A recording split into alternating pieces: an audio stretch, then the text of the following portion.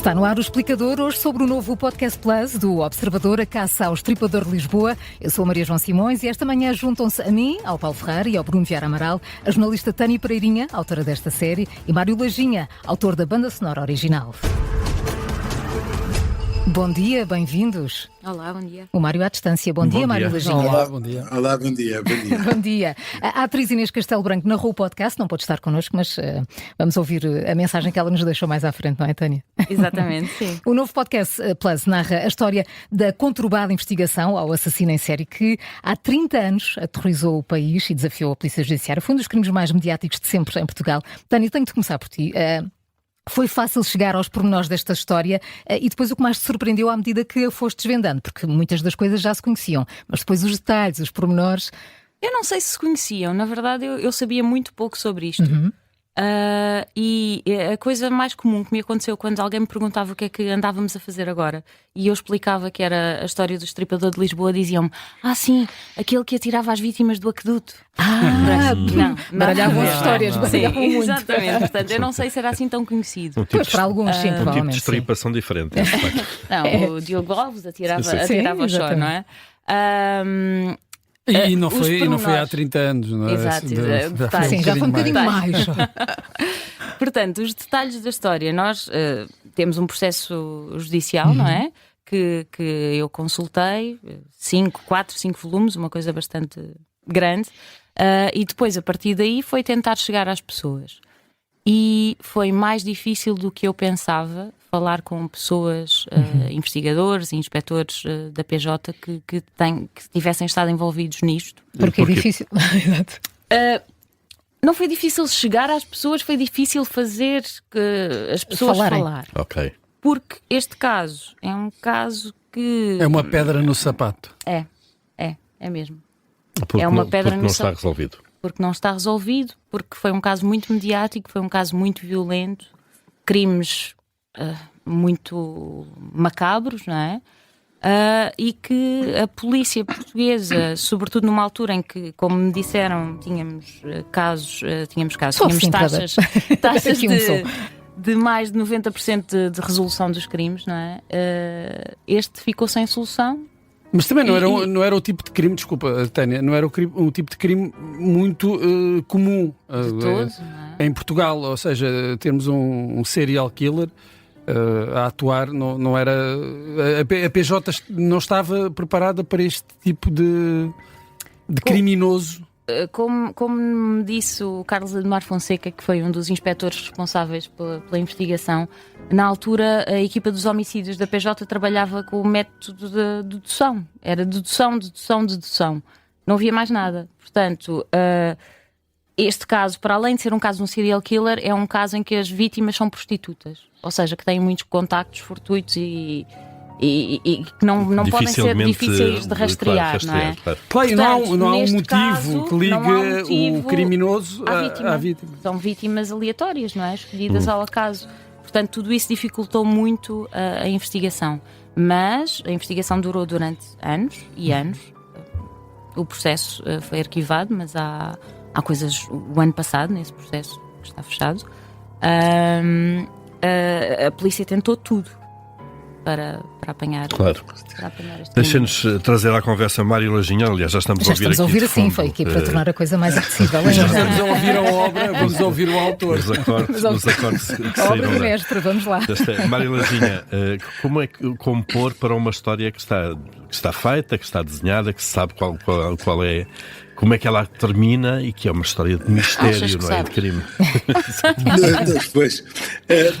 O ponto de partida é, pelo menos eu sei para o que estou a escrever e sei qual é o ambiente que procuro, digamos assim.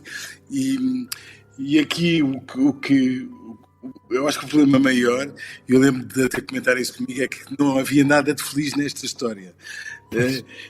Eu até brinquei disso, então lembraram-se de mim, não foi? Porque era entre a maldade de quem faz, a desgraça de quem, enfim, de quem é assassinado, a tristeza de quem fica, das famílias, não sei, tudo não há nada de feliz aqui, não é? Eu passei ali umas 2 semanas a tentar ser o mais dramático possível na música. Mas pronto, Mas Mário Lajinha, foi a primeira vez que fez algo do género? Para podcast, sim, porque eu já escrevi música para cinema. Sim. Mas há uma diferença enorme, aliás, isso levou a que eu acho que aprendi muito com este processo, porque como só há som, eu fiz várias coisas que eu estava felicíssimo a dizer, uau, isto vai funcionar mesmo bem. E depois telefonava do Observador e dizia, isto não dá espaço nenhum para ninguém falar. Porque era demasiado intenso? Sim, quer dizer, eu acho que os muitas nuances? Lá, sim. Não era bem, eu até achei que a coisa tinha um lado quase pop, de rock, mas escuro, uma coisa escura. Mas eu percebi imediatamente, porque mostraram o efeito de alguém falar por cima daquilo, e digamos que se era ou um ou outro, não é? Não eram compatíveis. E portanto tive que ir à procura de soluções com mais espaço. E isso, na realidade, eu gostei imenso, porque isso fez-me aprender um bocadinho como é escrever para a rádio. E por ser um podcast e sobre uma história real e passada num determinado momento histórico, o Mário foi à procura de algumas referências da época, da música que se ouvia, ou foi muito mais pela história que estava a ser contada? Não, confesso que fui só mesmo pela história e tentar criar um ambiente.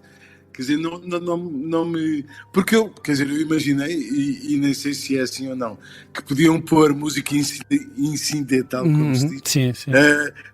Da época, se quisessem. Quer dizer, eu acho que nem tudo o que se ouve no podcast, presumo eu, tenha que ser meu.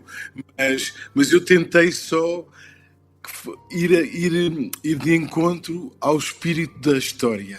E portanto...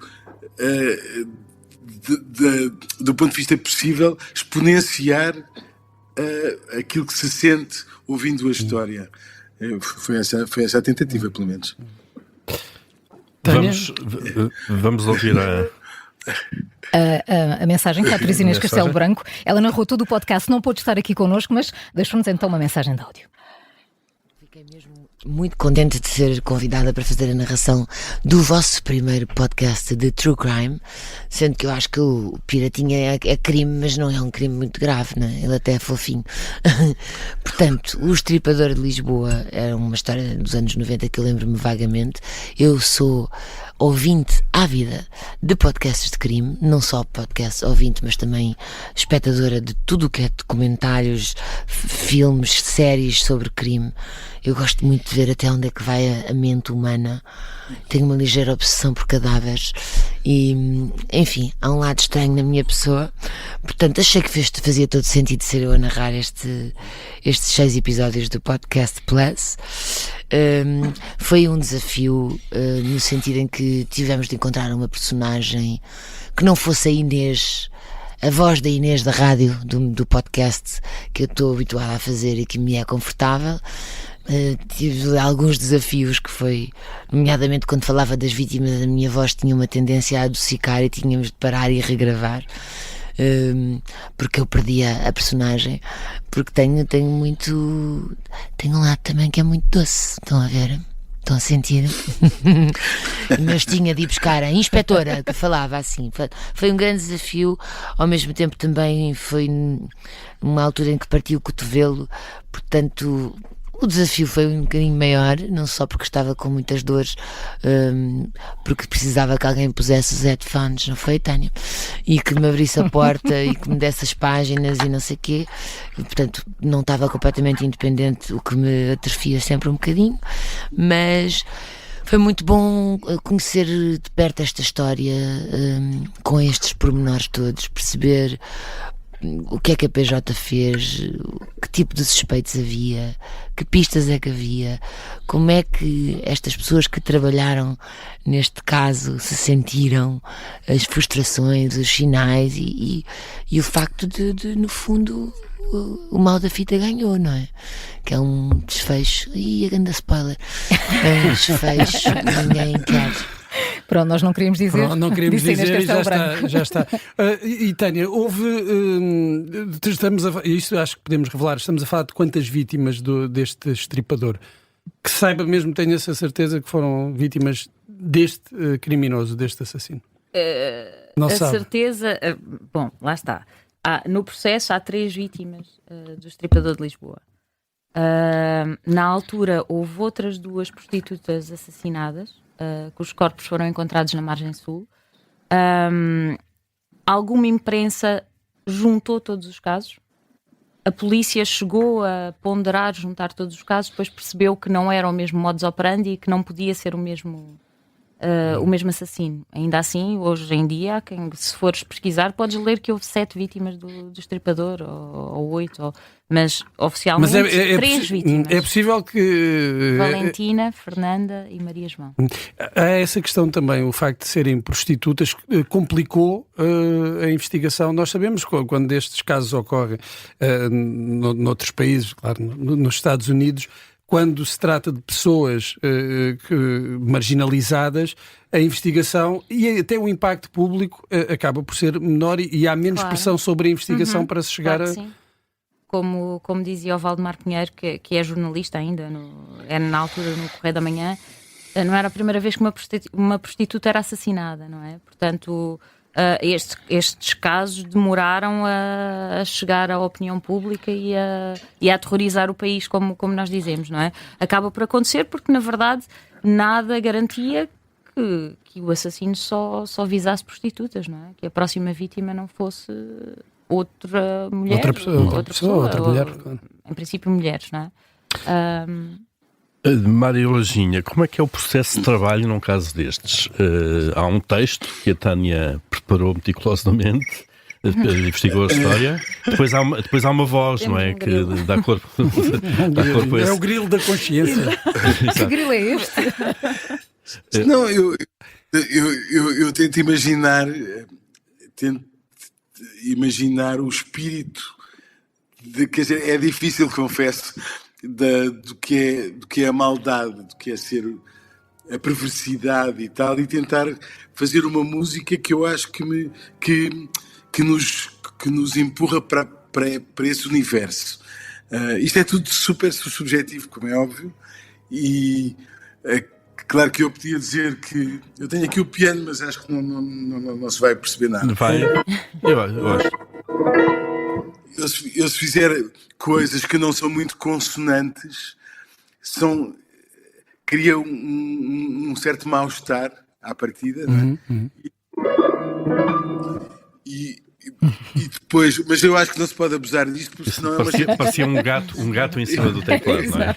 Exato. E portanto era jogar um bocado com música que tivesse às vezes alguma tristeza, algum drama, alguma assim, uma espessura, e depois de vez em quando vir uma coisa que incomodasse estas. Eu fazia coisas assim e tal, e ia experimentando, e a verdade é que algumas eu achava que estava a funcionar lindamente, e depois percebi que não. e portanto... É tentativa e erro, vai-se experimentando. Mas existiu a tentativa e erro. Não só sem ninguém me dizer nada, como depois quando alguém me dizia atenção que aquilo ocupa tanto espaço que não dá. E depois eu ouvi, e claro que é mais fácil quando estamos de fora ouvir e eu próprio identificava esse problema, mas sem me confrontar com ele, estava a achar que estava tudo bem. Tânia, o João Santos Duarte, o nosso editor de Podcast Plus, diz que esta é a nossa primeira aventura no género True Crime. Quais foram os maiores desafios que tu te apercebeste e que sentiste na pele, não é? De que andaste ali a aprofundar isto tudo? Ora bem, eu acho que o maior desafio é nós não termos um fim, não é? Ou melhor, temos um fim, não temos um assassino, e suspeitos. Mas temos muitos suspeitos, lá está. E a própria polícia, os inspectores com quem eu falei, me dizem que não descartam a hipótese de terem tido a pessoa certa e de não terem tido provas e de a terem deixado escapar, não é? Portanto, um destes suspeitos poderá ser o verdadeiro assassino. E acho que o jogo também é muito esse, não é? Há algum que se tenha destacado de haver indícios fortes ou suspeitas mais consolidadas acerca da possível culpabilidade? Houve uma pessoa que esteve largos meses sob escuta. Foi uma pessoa que foi denunciada à PJ era um médico que tinha trabalhado no Instituto de Medicina Legal, de onde tinha sido despedido depois de ter sido apanhado a levar órgãos para a cave para dissecar. Na altura ele disse que estava a treinar, não é? Na verdade era uma pessoa que encaixava no perfil psicológico que foi feito do estripador, encaixava bastante bem, esteve sob suspeita e sob escuta durante largos meses, nunca chegou a ser interrogado. E porquê? Porque eram tudo provas circunstanciais, porque ele não tinha nada a ver com o caso, supostamente, nunca ninguém o tinha não foi visto no local, não havia nenhuma prova direta, não é? E porque acho que na altura as coisas faziam de forma um bocadinho diferente que agora, não é? Agora seria logo... Pois, visto que até esteve vários meses sob escuta. Claro. O Bruno quer sair daqui com o caso resolvido, basicamente. É agora. Há muitas razões para ouvir este novo Podcast Plus. Tânia Pereirinha, Mário Lajinha, muito obrigada por terem estado connosco. Obrigada. Obrigado. Quanto a si, já sabe que tem. Diz. Mário Lajinha. Não, estava a dizer que foi um prazer, obrigado. O gosto foi nosso. Obrigado, Mário. Obrigada. Quanto a si, já sabe que tem um novo Podcast Plus para ouvir, A Caça ao Estripador de Lisboa. O primeiro episódio estreou hoje, mas se for assinante, já pode ouvir a série completa. Dentro do armazém está uma rapariga com ar de estar morta. É tudo o que o rapaz consegue dizer. O choque é demasiado grande. A situação demasiado inesperada. Tem 17 anos e ainda está a estudar. O trabalho na oficina de metais é só uma ocupação de verão para ganhar algum dinheiro. Passam os minutos das 9 da manhã quando entra no armazém. É ali, nas traseiras da oficina, que o rapaz a encontra.